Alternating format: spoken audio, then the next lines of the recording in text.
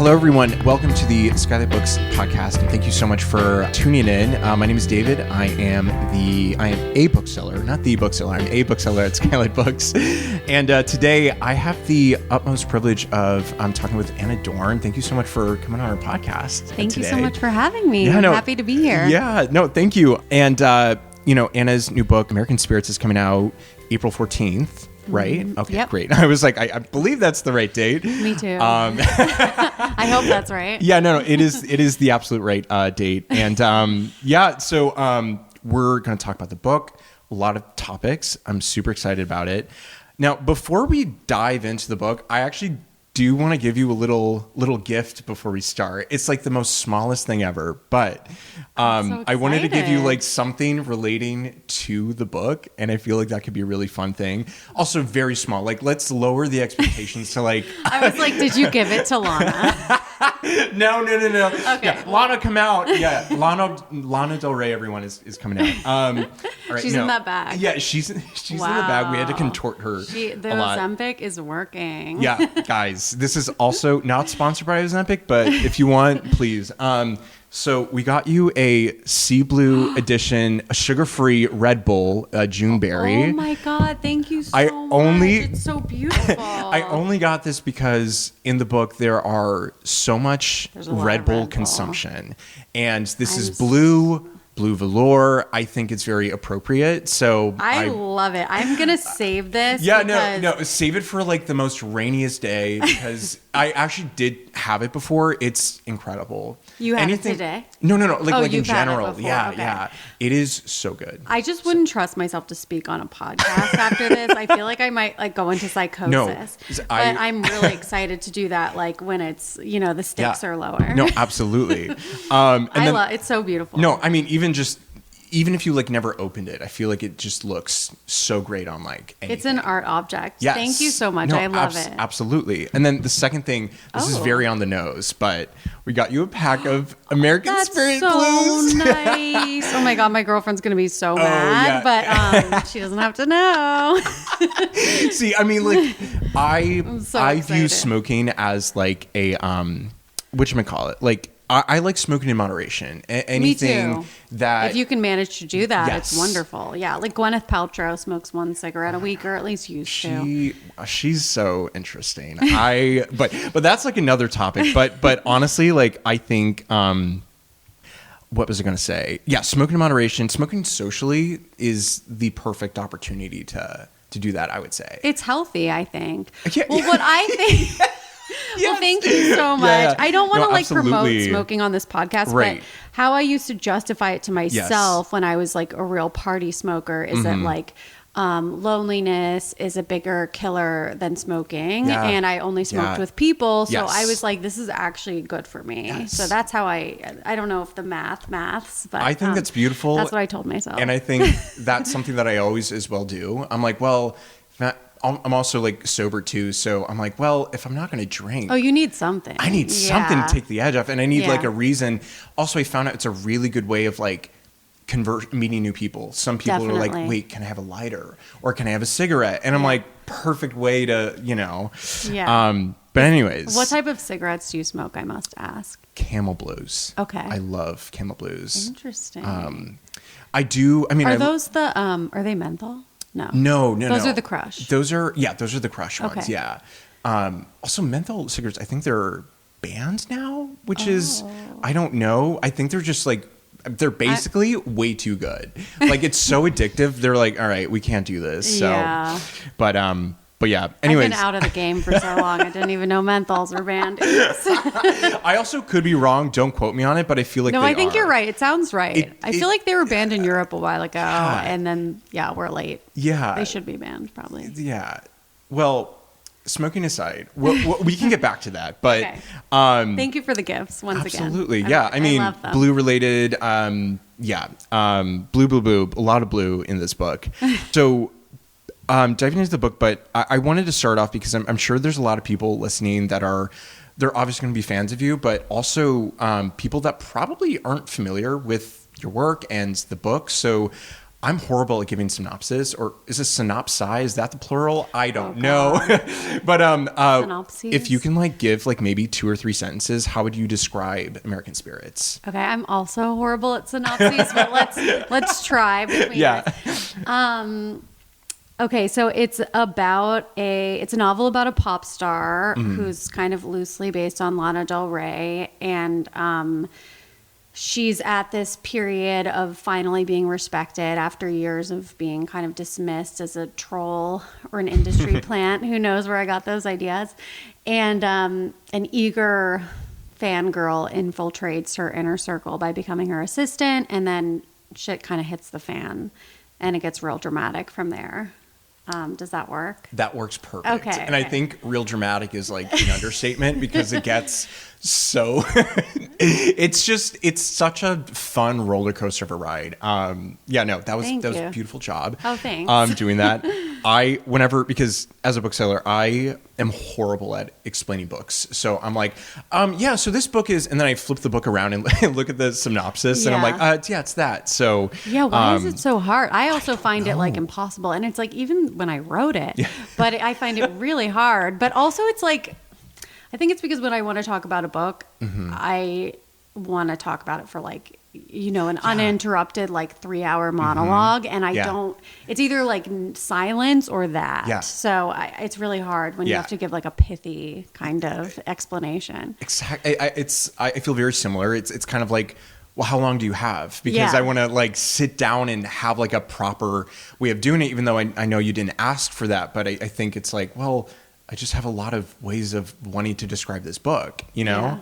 But I totally understand that. I'm like on page 1, what happens is. Exactly. You're like, I'll just read you the book. It'll be easier if I just read if I read the book. Just get a coffee and just chill. Absolutely. So this book deals so much with music. I mean, obviously, that's a very obvious, but I also know that I do follow your Substack, and thanks. you're welcome.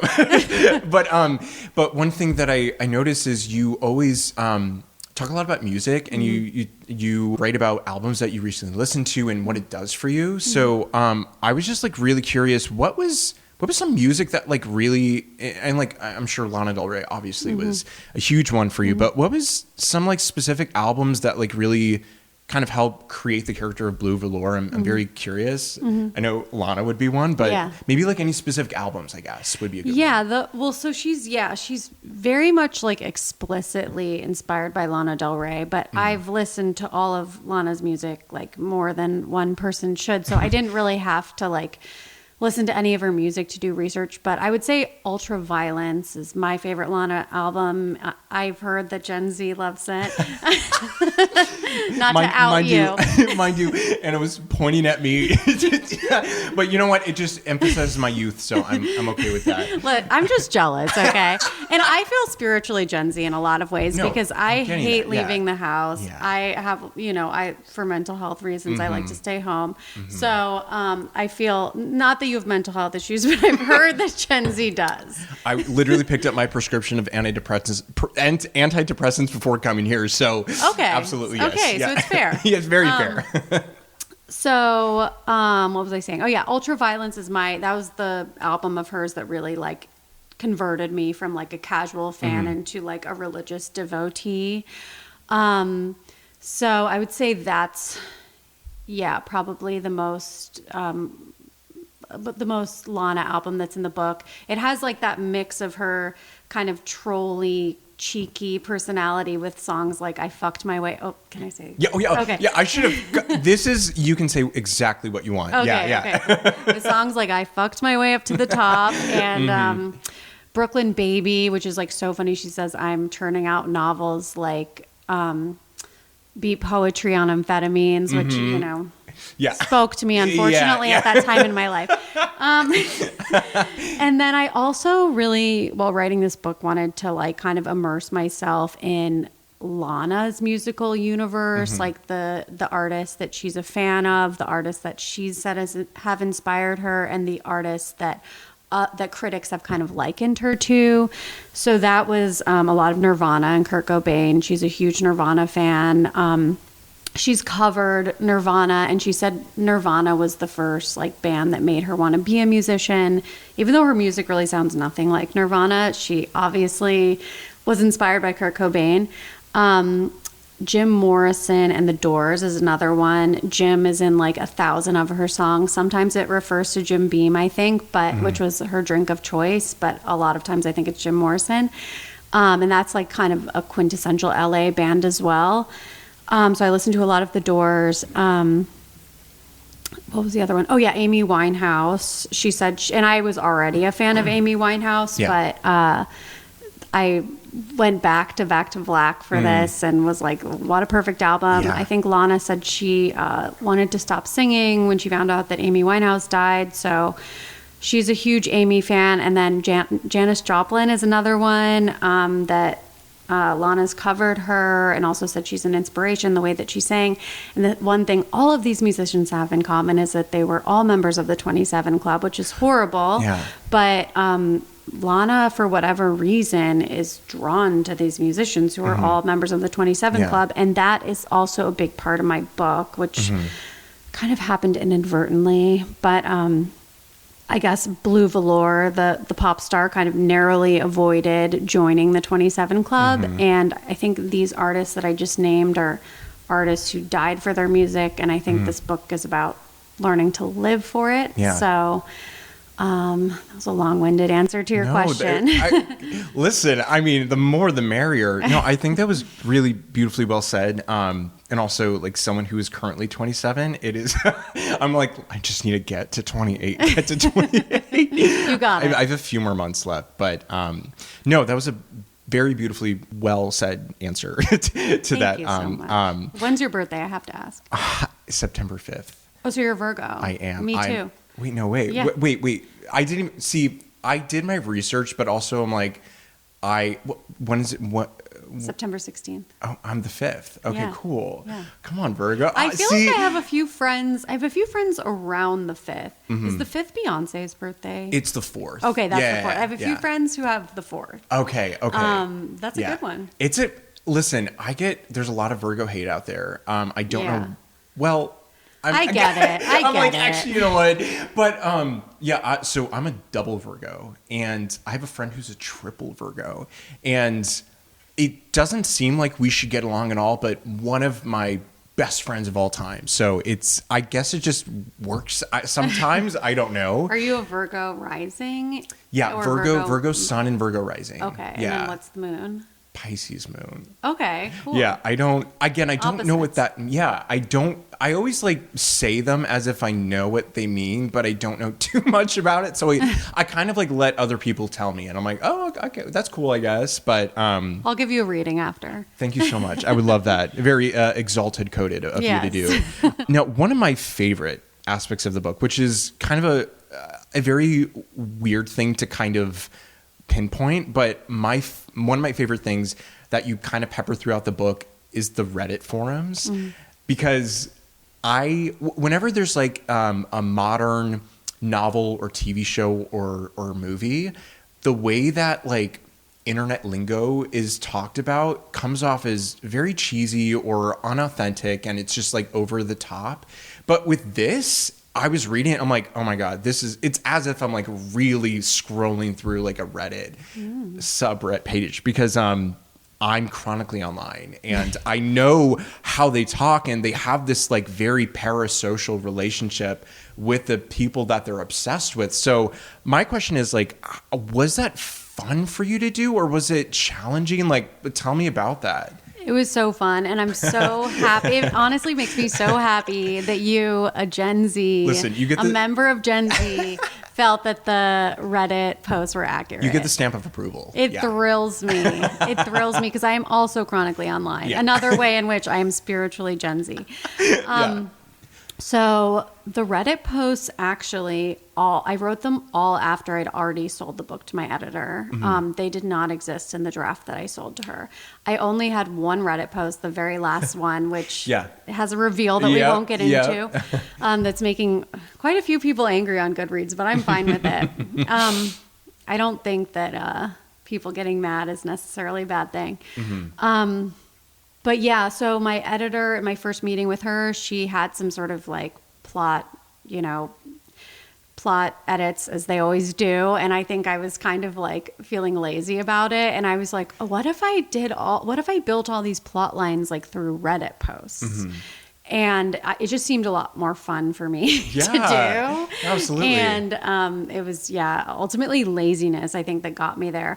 But also I had been kind of obsessed with the Gaylor subreddit. Should I like explain what it is? Because I feel like the listeners of the SKYLIT podcast are like lucky enough to not know what this is. Yeah, please. Yeah. So a Gaylor is a Taylor Swift fan that is convinced that Taylor Swift is gay and that she's telling her listeners she's gay through her lyrics, and she's leaving Easter eggs, and that she had a full-blown relationship with Karlie Kloss and a few other women, and that her publicist, whose name I forget, is keeping her in the closet.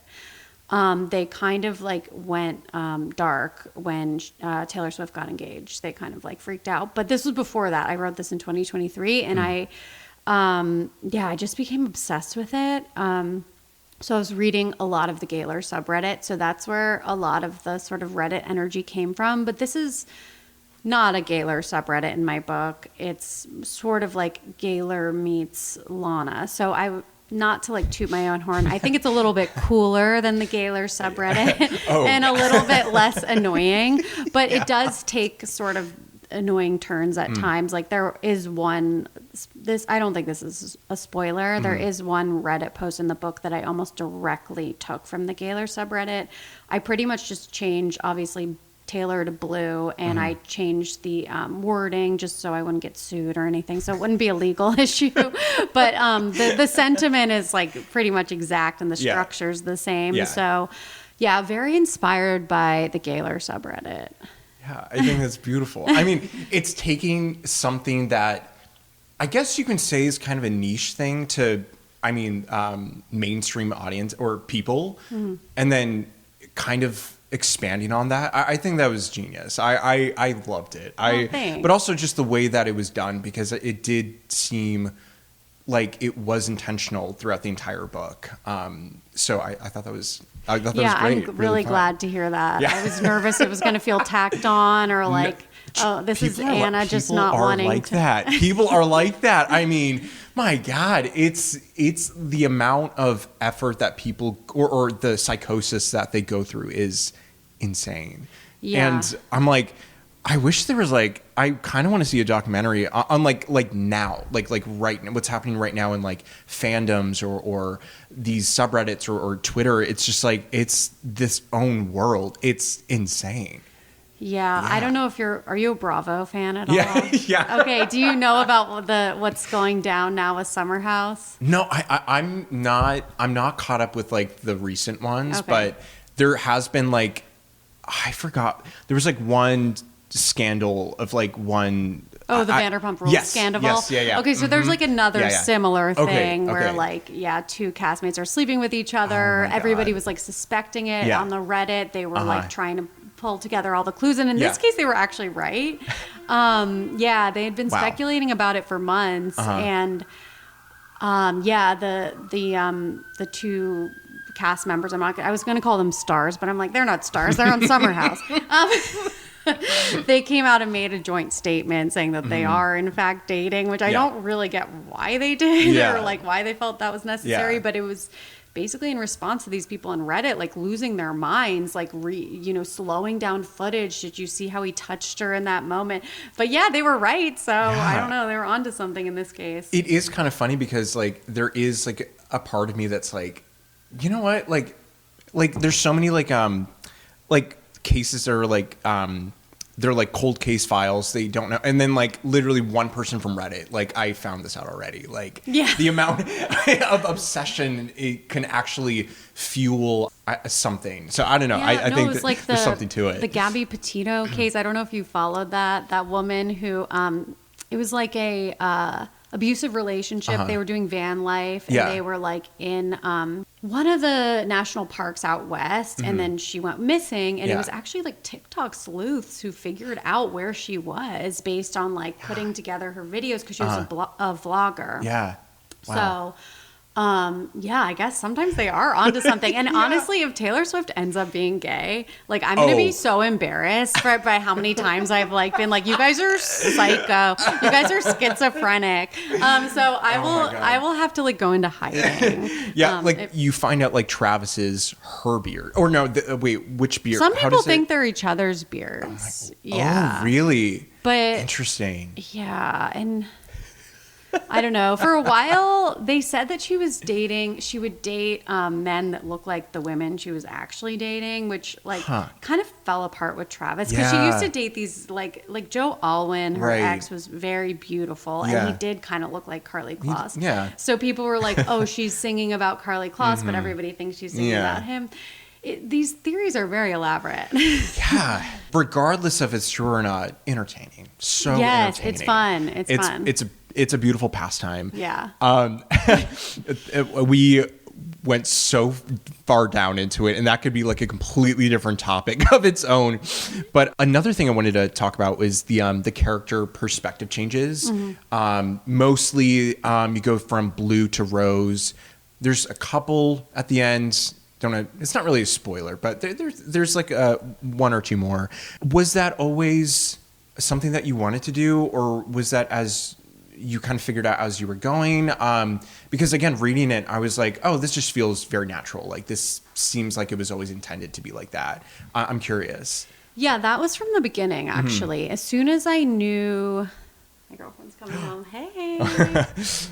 Hello. Sorry. No worries. No, all good, all good. I knew from the beginning that it was going to be two perspectives. So the idea for the book came to me when I was at the IMAX for the Renaissance Beyonce documentary, Virgo, September 4th. There we go. And that was like, in that moment, I don't know why. I mean, I was like a little buzzed, but I was like, I need to write a pop star book.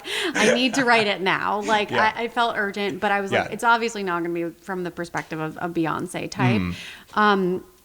I knew it had to be from the perspective of more of a Lana Del Rey, like niche legend, sad girl type of vibe. And then I just knew that the other main character was going to be a crazy fangirl. And I love a single white female type of setup. So I knew that from the very beginning. And then the other perspective, which we won't spoil, that was news to me, that she was going to get a perspective. I thought it was like a nice little surprise. I'm like, wait, did I read that right? Now, on the character of Rose, one thing that was interesting to me, and I'm curious what you think. Let's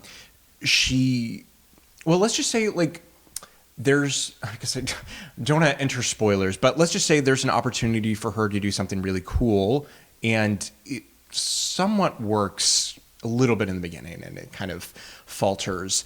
How do I don't even know what you're referring to now. I'm like, what is her opportunity? Well, I think even in the back of the book, it does say that she ends up being the assistant to Blue. And that's not a spoiler. No. It's just more so like she gets to, let's just say, collaborate with Sasha. Is that something that you think could happen in real life? Like logistically, do you think that's like, because I was like, that's really cool, but also it's like, having lived in LA, it's like anything could really happen, so I'm curious of like, was that kind of like, oh, I don't know if that's like believable or not, because I thought it was super fascinating. I don't even know if it made any sense. No, it made sense. Like what I'm noticing now is that like the believability of that plot line, like it wasn't even something that I thought about. Like it's not, because I'm not someone who's really reading for realism. I know that there are readers who are like, and God bless copy editors who are like, you say that it's Saturday here, but it's actually Tuesday, But I'm not the type of reader who notices that kind of stuff or thinks about it. I'm sort of just like the most fun possibility. But like now that I'm thinking about it for the very first time, even though I did like 17 drafts on this book, I think it is possible because Sasha's the producer. She's kind of like a lesbian Jack Antonoff, but but seedy and like kind of a whore. I think she's kind of, I think she's such. I'm trying to like use kinder language. I think she's so horny that there's this young girl who comes in. she's a redhead. She has a beautiful voice. She's 24. She's interested in Sasha, and Sasha's like, "Yeah, I'll make you an album." Yeah, I mean, I think it could happen. Yeah. No, actually, the way that you put, and also like pandemic. I mean, that is. We were all losing our minds. Yeah, and that's another thing I want to. Perfect way to segue. The pandemic is a part of the book, but it isn't like the main focal point. It's like it happens, and then it progresses like 6 years, like 2019 to 2025. Was that something that was always going to happen? Because you said you wrote this like 2023, so that's still kind of fresh off of the pandemic. Yeah. So was that always going to be a part of the book? No, I never set out to write a pandemic book. Well, actually, I did, like, during the pandemic, but nobody wanted to read that. Right. But this is a different book. But I was listening to a lot of Taylor Swift at the time. Like I said, like, I make fun of the Gaylors, but I also was legitimately listening to and enjoying a lot of her music for the first time in 2023. Yeah. And I was really interested in this idea of the folklore cabin, which is where Taylor, Jack Antonoff, and what's his name, Aaron Dessner from the National recorded Folklore in 2020. They just sort of went off the grid, recorded this album, and then surprise released it. So I just stole that idea. And I knew that it was like also had so much dramatic potential because I'm like, let's get these characters isolated. Let's get them in the woods. Let's get them in a beautiful place.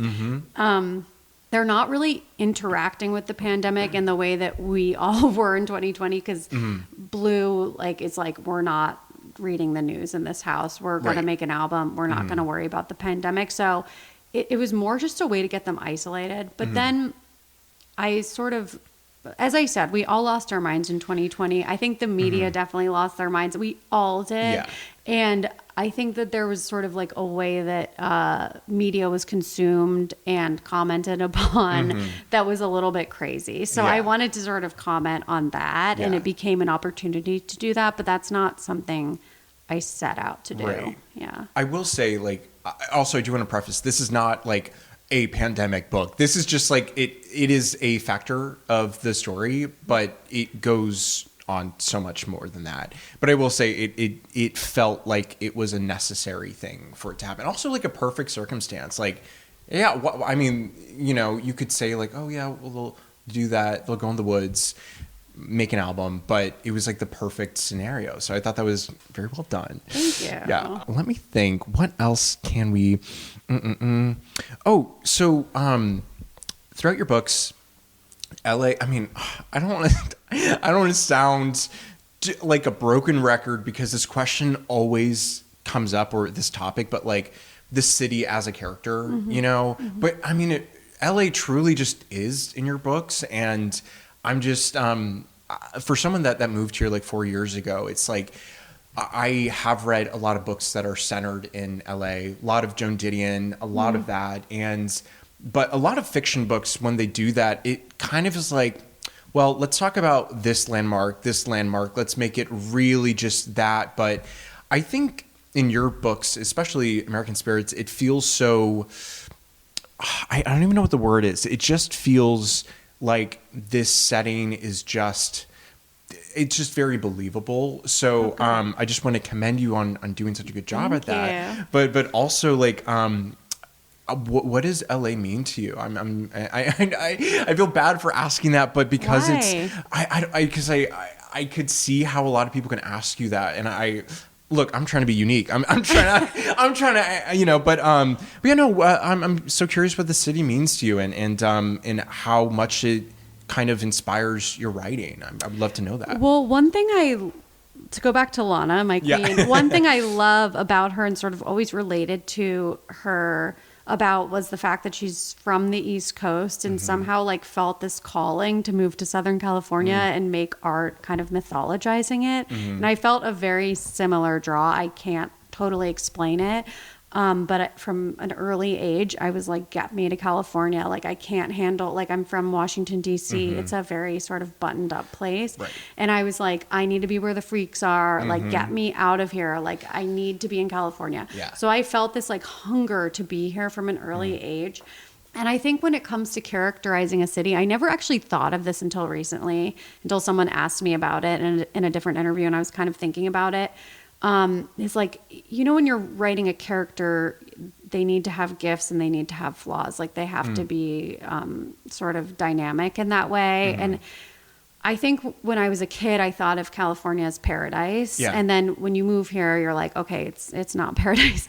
Like if you've ever been on the 405, like, it's like terrifying. Yeah. But that kind of like juxtaposition in LA between like the physical beauty and sort of like the fact that it's super creative and it's the center of the film industry, which like I always grew up like just loving film, and that it has this like amazing music scene and all this music history, and music's obviously incredibly important to me. But then it's also like scary, like the size of the city itself, just like some of these freeways, like I just like can't even think about them. Like getting to LAX, like is like, makes me need to go pick up my medicine from Walgreens. So I think it has those, and also just the spaciousness of LA is kind of nice, but also a little scary. Right. I think that's partially why it attracts these dreamers. It's like a visual representation of the possibility here. But then it's also like a groundlessness, and it's like it's easy to get lost. There's like no boundaries.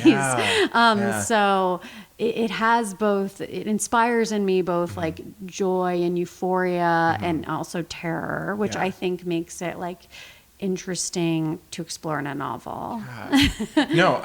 Beautifully said. I would also agree. I've only been here for measly. How long have you lived here for? 10 years now. 10 years. Wow. Yeah. It kind of goes by so quick. It really, really does. And because originally I'm from the Bay Area, so I've always been in California, but so drastic, like Northern California versus Southern. It's like a completely different state and everything. But when I moved here, it was. One thing I loved about it is the accessibility. Everything, you can get anything here, and everyone is here, which also, it could be a pro and a con. Like, I think every pro is a con and every con is a pro in a way, if that makes sense. And then there's also a part of, I had a lot of people ask me before I even moved here, they're like, why not New York? And I'm like, well, one, I want to drive, and two, that's the city that never sleeps. I'm like, people sleep in LA. Yeah. It can be really quiet sometimes. Yeah. And I kind of like that. Yeah, it's like, in every part of LA is just different from one another. It has its own, I don't know. I'm starting to really fall in love in that. So, and also I'm very biased, but East LA has been one of my favorite parts about being in LA. Yeah. I think it's beautiful. There's a lot of creatives that live here. My work is here. My coworker, my friends. It's just a really beautiful place. I don't know. It's great. And it's easy to make it feel like more manageable. Like I sort of have my little areas that where I have all my appointments, you know, and I really don't have to travel that. I don't have to be in the car that much if I don't want to. And I agree. I like that it does sleep. Like, I felt like there was something wrong with me because growing up on the East Coast, like everybody was like, get me to New York. And I was like, I don't need to go there. Like, I mean, I don't want to like, talk badly about New York, but I think it's fine. I see why people like it. It has an energy or something, but it just never called me in the same way. It felt a little bit probably too similar to DC too, in the sense that it's like the East Coast. It's a lot of brick buildings and people who went to Ivy League schools, and I was just like, I don't care about the Ivy League. I mean, I did want to go to Yale, and I couldn't get in. Okay, if I could have gotten in, maybe I would have been in. Story. maybe I would have been more into it. Yeah, there's something else I was going to say about New York, and now I forget. It lost me. I don't like rats. I think that's fair. There's a lot of them there. Yeah. And it's just, it has that like hustle culture. I mean, LA is hustlers too, but it's in a different way. It's like we hustle, but we also nap, and I need both. So real. My roommates, they were like, listen, David, we're going to have an intervention because 4-hour naps is just not normal. 2 to 4 hour naps. I'll give it, but I'm like, yeah, maybe. But it's just, I'm here for it. Thank you. I think it's good for you, like smoking socially. It's like too much sleep is bad for you. What do you mean? You know, I don't know. It's just, yeah, it's like one of the few vices that's good for you. That's like, what I'm saying. Let us nap. Thank you. And today's a perfect napping day, by the way. The weather is very like. Quite literally, I might take a nap at 8 p.m. because why the hell not? You should do it. You should do it. Right. So you're like an evening napper. I'm any time of day napper, okay. but mostly like after noon, like maybe like 1 to 2 p.m. is like such a sweet spot. That's a great one. Perfect. Okay. I'm going to successfully segue this into another topic. Okay. How am I going to do this? You got it. Okay. Another. Okay. Actually, yes. So talking about naps, that associates with dreams. One of my favorite aspects of this album, me talking as if I love that you called it actually, an you know album. what? We could refer to your book as album. That made me so happy. That made me feel like I was a musician for a second, and I've like never been happier. You're on Pitchfork right now. You're on Pitchfork. Okay. On your book album, is the names of the albums and song titles. Oh my God. And again, I'm associating this. We're talking about naps, dreams. Requiem for a Daydream is one of them. Oh, good one. Okay, that's great. So, you wrote it. But no, the segue. Thank you so much. And then my favorite, and I even like was looking at the Goodreads reviews, and people were commenting this so much.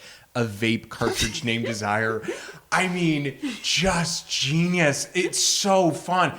Was that, sure that was fun, but like, was it difficult for you to come up with this? No. Yeah.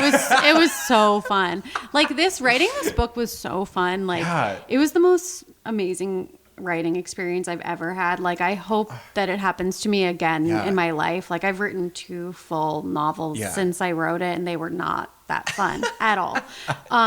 This one was like, I was probably a little bit manic if we want to get, technical about it. Yeah. But, building out Blue's sort of like discography and her like fictional career was so fun. I have a Google Doc for it when like all the albums, like when all the albums came out, what singles are on them, what the critics said, what the album's influences were. So that was so fun to like create that world. This is kind of the most world building I've ever done. It's almost like, it sounds like I'm talking about fantasy or something when I'm talking about that. But it was so much fun.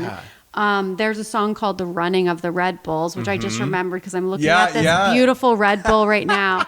But I just kind of like, I worry that I don't think Lana will ever read this book, but I worry that she would think that I'm never say never. Making Literally fun of her. Never say never. She's very sensitive, and I worry that she'd feel misunderstood by it. And because I know how it is when somebody thinks that they, whatever.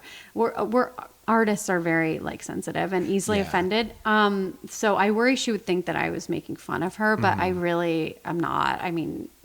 I think she's perfect.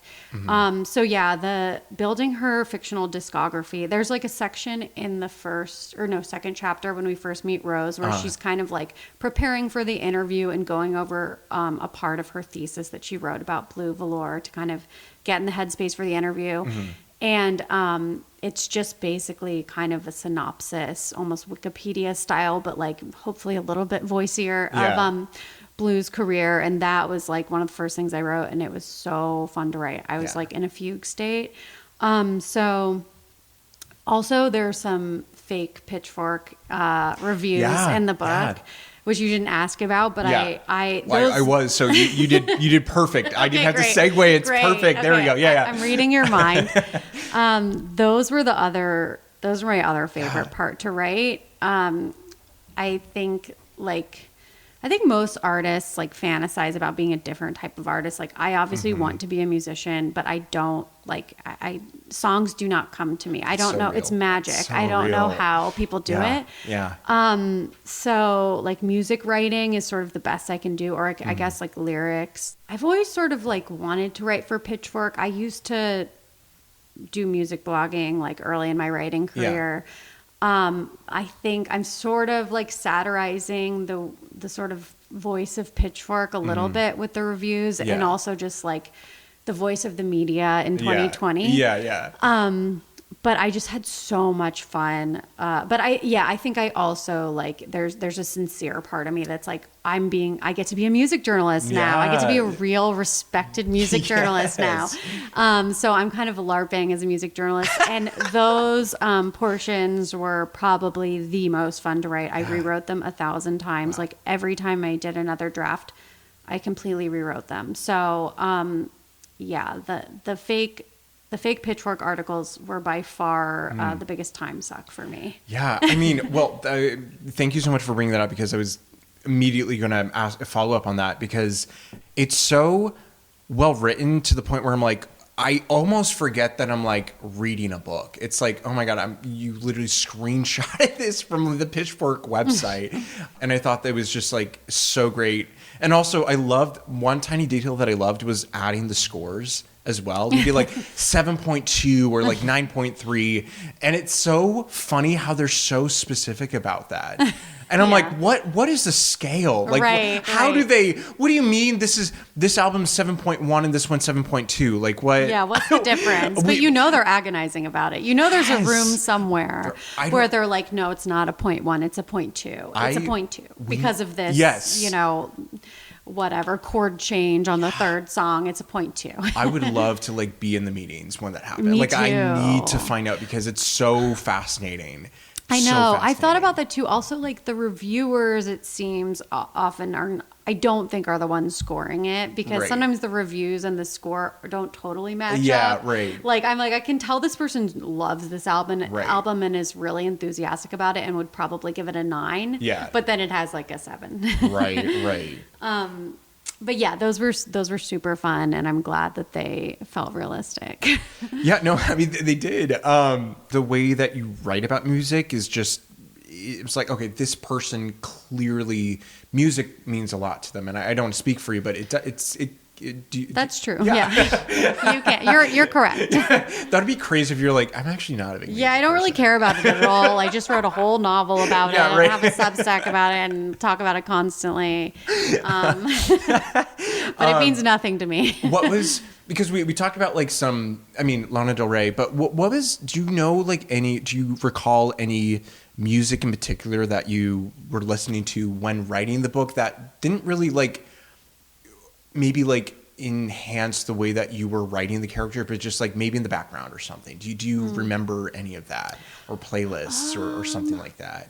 I listen to, when I'm writing, I always listen to like ambient or classical. That's fair. I can't do lyrics. That's a task, yeah. I would listen to like the albums that I mentioned of the 27 Club artists, like normally on like walks and stuff, or in my downtime when I'm actually writing. I'm trying to think, like Andre 3000 had that jazz album that I think might have come out. That was really good. Yeah, I think that might have been the one that I was just playing over and over again. I'm going to check now when it came out to see. Chat, we're going to see. we're going to see right now.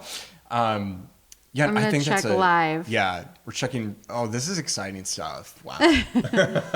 Okay, New Blue Sun. Yeah, it came out November 17th, 2023. I wrote the bulk of this in December 2023, so this album was on repeat. It's really good and so good to write to. Yeah. And look, I'm seeing here that it was recorded in Shangri-La in Malibu, where Blue Velour actually records in my book. So there we go. Hey, shout out to Malibu and Andre 3000. Yeah. I mean, come on. Oh, wow. That was just, that's beautiful. I'm always doing this thing where I have the perfect segue, and whenever I say segue, by the way, I think of the actual segue. Me too. Like from Paul Blart Mall Cop. Have you ever seen that movie before? No, but I know what you're talking about. And it is like such a tongue twister. Wow. It really is. I mean, that movie came out when I was 10, so obviously I had to see it. I was probably like 27. Wait, you weren't in the club, but you were 27 during the time when, oh my God. See, Mall Cop Paul Blart came out. That's kind of crazy to think about. Wow. They shouldn't name it something that's so hard to say. I know. Well, also just like Mall Cop, I guess, or Paul. Well, I actually do think it's perfect, but I don't like saying it. Yeah. Anyways. Also, just to be clear, I think I'm like 10 years older than you, not like 17 or whatever I just said. I was born 98, so... I was born 86, so... 86. 12. Oh my God. Well, you don't even... Well, I mean, because this is audio, but like, if I were to pass you on the street, I'm like... Oh my God, we probably went to school together. You know what I mean? Thank you so much. You really flatter me. No, you're really good at that. I would not say it if it weren't true. I would not even talk about age. I would not even bring that up. Thank you so much. Seriously, because there's a lot of people my age. I'm like, you look like you have 5 kids and you have a 401k already. Like, well, wasn't there that study that Gen Z does look older than millennials? Like because of anxiety or something? I don't know. Or maybe the pandemic. I don't know. Maybe. Yeah. There's something about it. There's also like looking back at like our parents, our grandparents, how they look like really older, like in high school. Like you look at like, I think there was a thing where like videotapes of like high school students in the 80s and they all look like they look in their 30s. There's something about it. I don't know what it is. Hormones or the microplastics. Maybe, I don't know. Yeah, microplastics. I don't know. Mm-hmm. I don't know. Maybe they didn't have SPF 70 back then. I don't know. True. Well, also Gen Z, not to speak for you, but this is just what I've read and seen, like gets work done a lot earlier, which can have like a weird aging effect. Like Kylie Jenner or something who kind of looks like Timothee's stepmom, God. When in reality, I think she's younger than him. Oh my God. Yeah.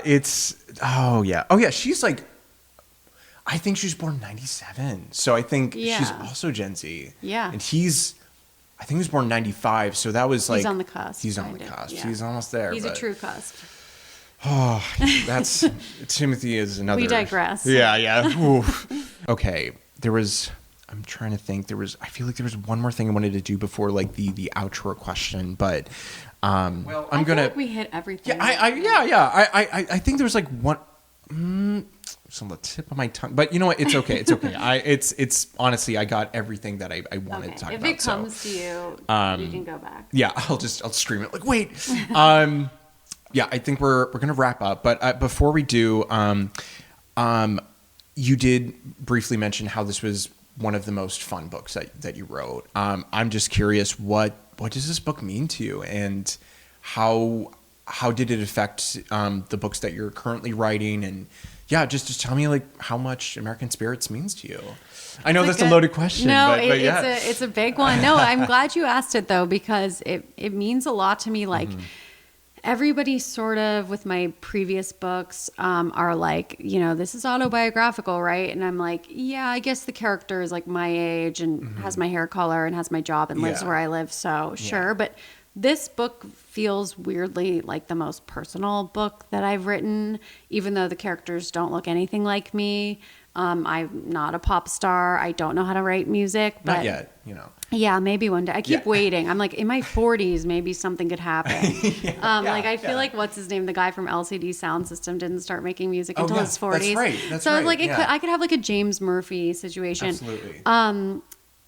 But yeah, I think this book is ultimately about the power of making art to save a person and give them a will to live, which sounds like dark and heavy. And I don't think it's necessarily the most dark and heavy book. I don't want it to be, but that is very important to me. I think it's also about how making art can feel a lot like falling in love and that those are like the two best things ever. Yeah. So yeah, I guess that's what it means to me. It's very personal, and I think it's just a testament to like how being creative can save you. Yeah, no, I think that's beautiful. No, that was great. I do remember what it's going to say. Thank God.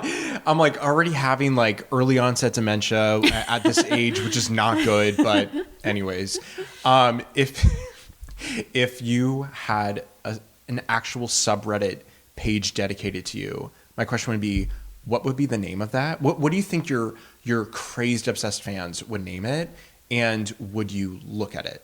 Okay. Yeah. I do have a name. Okay. I think my fans, there's like 2 of them, should call themselves Dorn Stars. Oh yeah. That's just obvious to me. And I would not read it, no. But not much even love. Curious? No. I don't read like Goodreads reviews or anything. I don't read reviews. Listen, what people think of me is none of my business. Say it behind my back. Like I'm flattered that like people, I would be so flattered that people would care, but I would not read it. Yeah. No, I think, hey, that's very commendable. I do think that is for the best. I think it's so easy to just be like, there's probably going to be like 100 like incredible good comments, and then that one like negative thing, and that's the one that's going to reflect the most to you. So I think that's like a really healthy thing to do. And I don't want to see the good ones either, frankly. Like that makes that makes me uncomfortable too. Like it really does though. Really? I'm serious. Like it just feels like I'm kind of like, this isn't meant for me to see. Like this is, and it's like I don't know. I'm so like I'm like acting like the subreddit exists, which it doesn't. I'm so honored that it exists. Not yet. Hey, listen. I would be very honored. Yeah. I'm would not be able to do what I get to do without people being excited about it. Yeah. But I also just feel like that excitement has nothing to do with me, really. Right. I completely see what like you're saying. It's like one of those things like, I've created this. This is for you. Exactly. You know, it's out there. Yeah. And I'm going to move on and make something else. Exactly. You know? I think that's like such a healthy way of approaching it.